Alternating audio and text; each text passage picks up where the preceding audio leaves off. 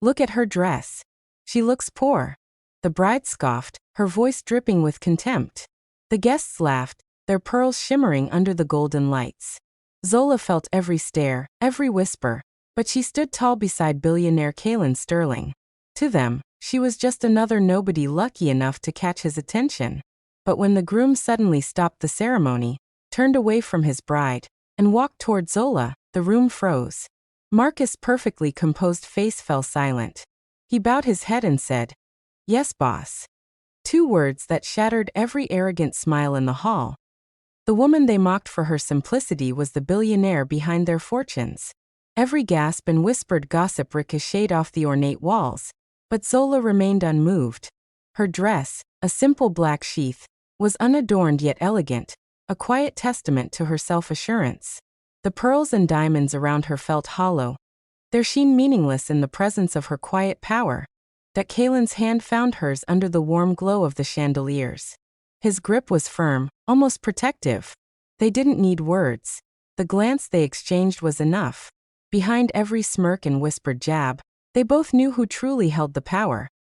The guests' laughter died down, replaced by a palpable tension. Every eye darted between Zola and Kalen. The bride's perfectly styled smile faltered, a twitch of irritation in her posture. This wasn't the script she expected for her meticulously planned event. And yet Zola did not gloat. She merely stood tall, radiating dignity, and waited for the storm to pass. Dignity always wins, but how far would you go to prove it? Hit like if you'd stand tall like Zola. Later, away from the eyes of the world, the coffee shop was a sanctuary built of worn wood and the rich, dark scent of roasted beans. For Zolavance, it was the only place where she could be invisible and entirely seen at the same time. Nestled in a faded burgundy armchair, a book open on her lap, she wasn't a name or a number, just a woman in a simple gray sweater, lost in another world. Across the small table, Kalen Sterling watched her. The sharp lines of his expensive suit softened in the warm, dim lighting. Here, he wasn't a billionaire feared in boardrooms or admired in magazines. He was simply a man who could breathe in the quiet company of someone who truly understood him. Their love was forged in these silences, in conversations about art, philosophy, and the subtle values that truly anchored life. Words about the material world were rare. Here, no one cared about money or power. It was just them, talking, laughing softly, existing in the calm bubble they'd built together. Zola looked up from her book. "He writes that architecture is music frozen in time," she murmured. "What do you think that makes a life?" A song played out. Kalen leaned forward, his gaze never leaving hers. "Some lives are symphonies, loud and demanding everyone's attention. Others," he said, his voice dropping to a whisper, "are like a single perfect note held in a quiet room. The kind you can't forget." The moment was shattered by the vibration of his phone on the wooden table. Kalen's jaw tightened as he glanced at the caller ID. "Eleonora," he muttered. His tone shifted, low and placating. "Mother." "Yes, everything is fine." Zola tried to return to her book, granting him privacy, but tension filled the space between them. From his careful, measured replies, she could piece together the conversation. Family judgment, the delicate dance of wealth, power, and appearances. No, she's not in finance. Her family, they're good people. That's what matters. When the call ended, the silence was heavy. Kalen reached into his jacket and pulled out a thick cream-colored envelope, embossed with a silver crest. "My sister Clarissa is getting married," he said, voice strained that Zola's eyes softened as she traced the sharp edges of the invitation. "Zola," he continued, "my family, they're very traditional. They have these standards. It's not about you, never about you. I'm afraid for you." Zola's expression remained calm, unreadable. She had faced cruelty before, subtle and direct, and she understood it. She placed her hand over his, steadying him. "Colleen," she said softly, "I'm not made of glass. I'll go with you." The shared quiet that followed was a new kind of intimacy, a fortress of understanding. The world had just knocked on the door, and together they would face it. Would you follow the person you love into a world that wants to break you? Comment below if you'd be as brave as Zola. A few days before the wedding, Zola's phone buzzed. Clarissa Sterling had sent her a friend request. The small notification carried an invisible weight. Zola stared at it, a quiet, weary inevitability washing over her. She accepted it. To decline would have been a declaration of war she didn't intend to start. Almost immediately a message followed. "Hi Zola, Clarissa here. Kane's told me so much about you. I'm so excited to finally meet you at the wedding. I know our family events can be a little intense, so I just wanted to send over a few ideas for dresses. Just some things my friends and I love, so you don't feel out of place or anything. Hope this helps." Below the message were links to Chanel, Valentino, Oscar de Renta, a carefully aimed digital trap. The implication was clear. You are out of place. Zola read the message twice, dissecting the subtext with the precision of a surgeon. The words were a masterclass in passive aggression, a perfect microaggression veiled as friendliness. Her reply was measured, deliberate. "Thank you for your thoughtfulness, Clarissa. I have my own style, but I will certainly keep your suggestions in mind. Looking forward to celebrating with you." Polite. Dismissive. A line drawn in the sand. When she showed Kalen, his face darkened instantly. The smile he reserved for her vanished, replaced by a storm. "She did what?" he seethed, snatching the phone. He read the words aloud, jaw tightening. "I can't believe her." Before you could even respond. "Clarissa, what the hell was that message?" His fury filled Zola's small apartment, rattling the calm she usually carried with ease. "Don't you dare tell me you were just trying to help. What were you trying to help with? Did you think she doesn't know how to dress herself? It's condescending. Insulting." Zola remained quiet. Her calmness only fueled Kalen's rage, but she knew, better than anyone, how to endure these social games. Finally, the call ended. Kalen's storm dissolved into regret as he turned to her. "I'm so sorry, Z," he said, running his hand through his hair. "My sister, she's shallow. No depth. Please don't let it get to you." Zola's gaze softened. He saw only a small character flaw. She saw a calculated weapon of exclusion. YouTube rehook number 3. Would you stay calm when someone tries to humiliate you? Zola's reaction will leave you stunned. Later that night, Zola stood before her closet. Doors opened to reveal rows of muted elegance. Her armor against a world that demanded conformity. At the very back, shrouded in garment bags, were remnants of a different life. Silk gowns she once wore when her name was a headline, not a secret. She unzipped one, the fabric shimmering, a temptation to play their game, to conquer Clarissa at her own level. But she pushed it aside. To accept that game would mean acknowledging their rules had power over her. Instead, her fingers settled on a simple black dress. No labels, no extravagance. Just perfect fabric, understated elegance. A sheath that relied solely on the form and grace of the woman wearing it. This quiet choice was a silent declaration. She would not perform to please them. She would not hide, but she would not play their game either. She would simply be herself, and that alone would be enough. The night before the wedding, Zola practiced walking in front of the mirror. Her posture was tall, her expression calm. There was no fear, no anxiety, only quiet strength. She wasn't stepping into a battlefield. She was claiming her dignity. Kalen watched from the doorway, silent, yet his worry and admiration both evident. "You really are incredible, you know that?" he whispered. "I have to be," she said, her voice soft but firm. "For me and for you." He nodded, knowing that whatever the world threw at her tomorrow, she would meet it with grace. And he would be right there, but she would not need saving. She had already saved herself. Would you stand your ground even when the whole world is against you? Zola's choice is a lesson in true strength. The Grand Sterling Hotel wasn't just a building. It was a declaration of power, wealth, and prestige. From the moment Zola and Kalen stepped out of the sleek black car and into the gilded lobby, the air itself seemed to weigh them down. Every glance, every half-whisper carried judgment. Zola felt it instantly. The subtle calculations in the eyes of guests, the silent appraisal of her dress, her posture, even the way she held Kalen's hand. It wasn't just curiosity. They were measuring her worth, testing her place. Kalen's hand tightened around hers, a protective anchor.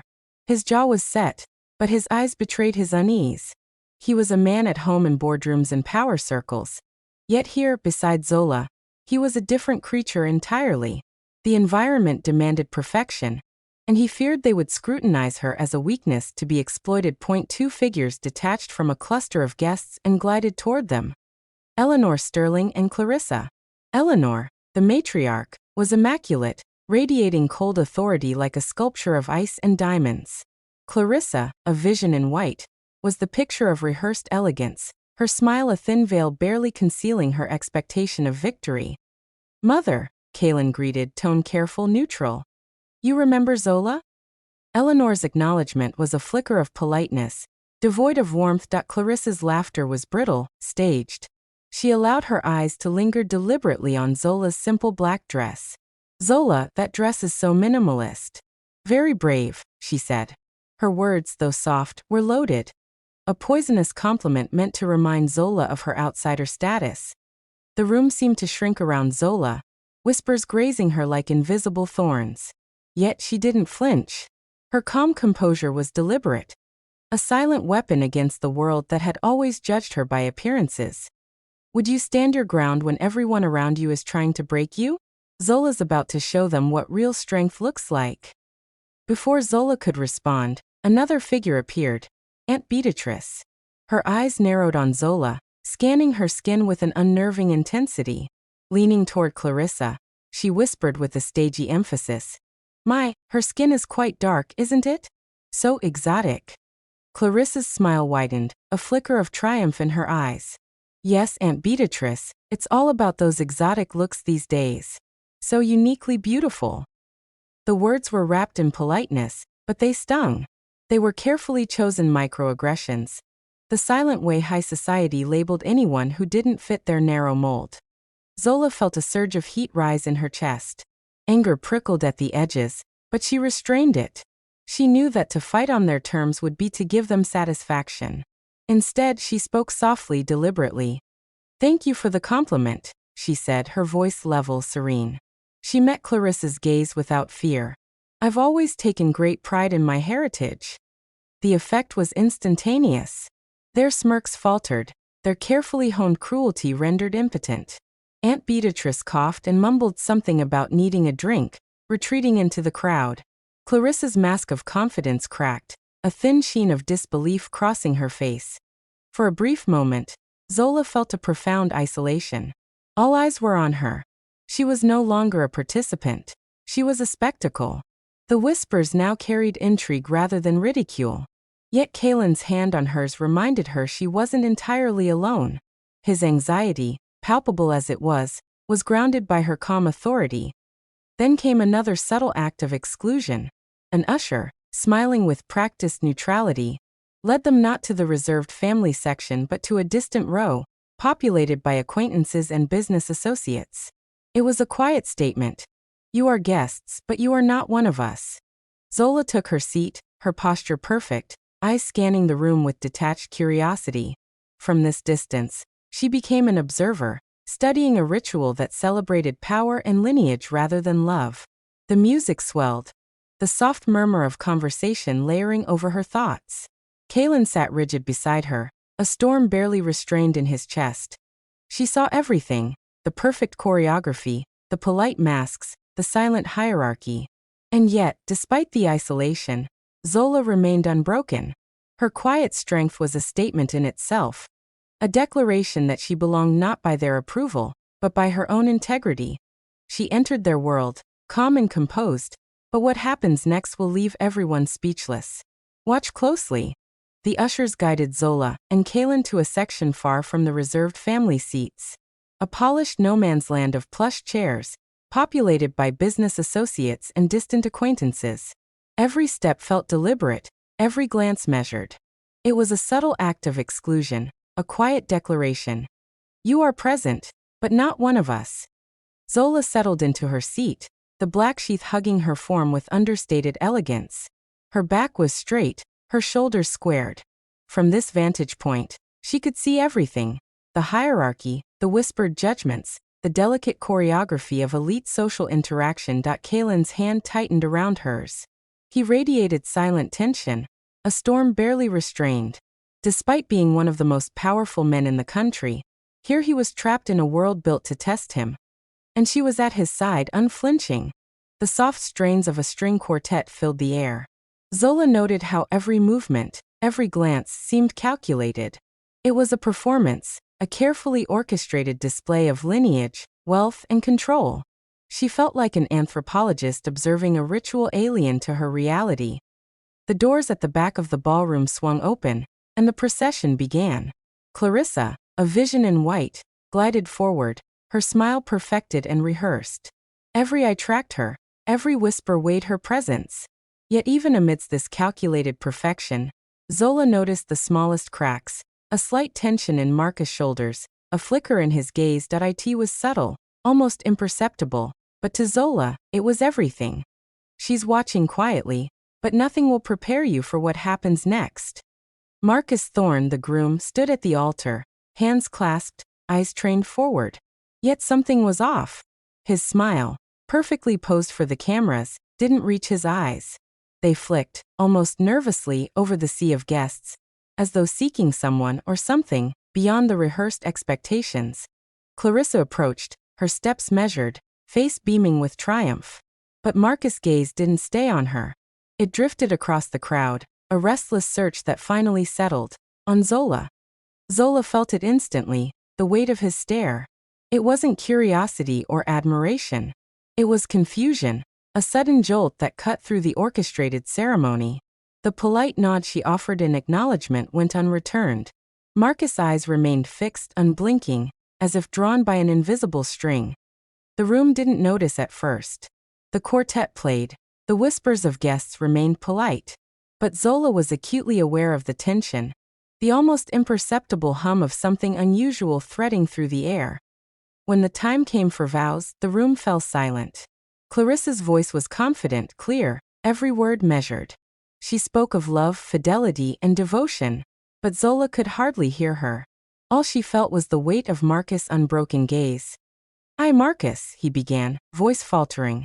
He swallowed, blinked, then tried again, his eyes still locked on Zola. "I." The words died on his lips.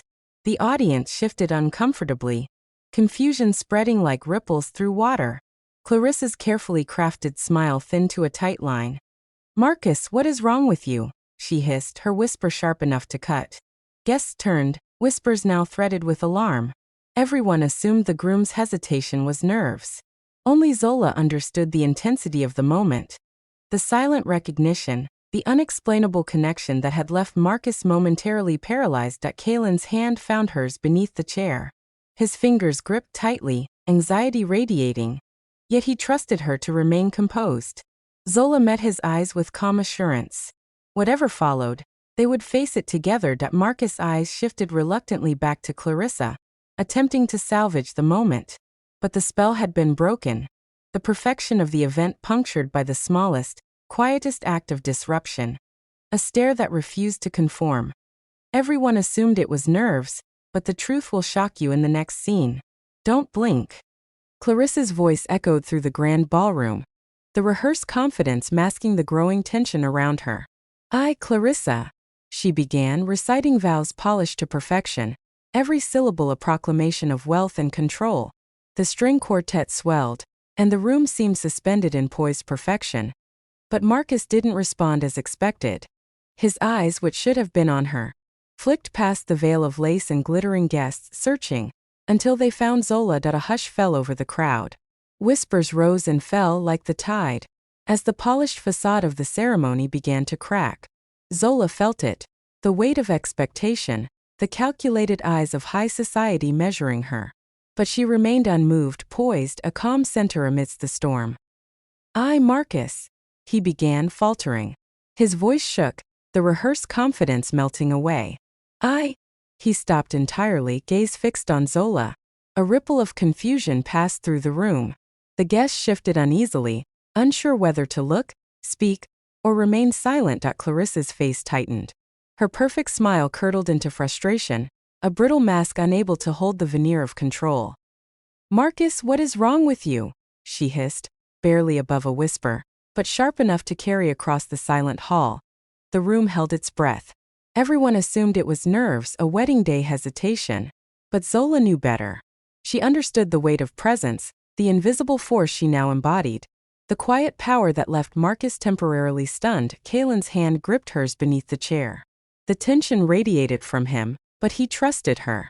She met his gaze with calm, reassuring eyes, silently grounding him. Whatever was about to unfold, they would endure it together. Marcus attempted to continue, voice faltering, eyes darting reluctantly toward Clarissa. Yet every effort to conform to expectation failed. The spell of control had broken. Zola's presence was a silent disruption that no etiquette, rehearsal, or wealth could contain. Everyone thought it was nerves, but the truth behind his hesitation will leave you speechless.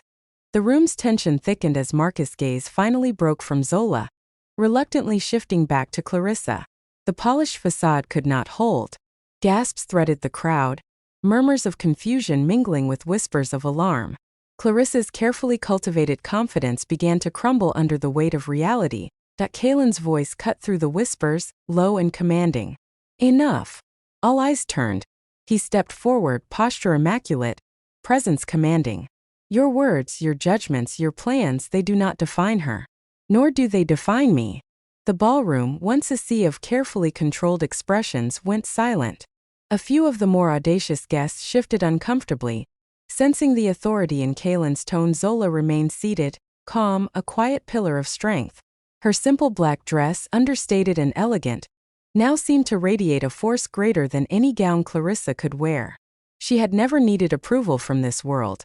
And now she didn't. Clarissa's lips parted, unable to form a response. Eleanor's ice-cold gaze softened minutely, respect tempered with incredulity. Aunt Beatrice, previously smug and condescending, retreated further into the crowd, disarmed by the unassailable composure of Zola and Kaylin. Marcus, still at the altar, finally spoke. His voice, though quiet, carried a weight of sincerity that no rehearsed line could achieve. I don't know what came over me," he admitted. "Something about this moment, it feels wrong."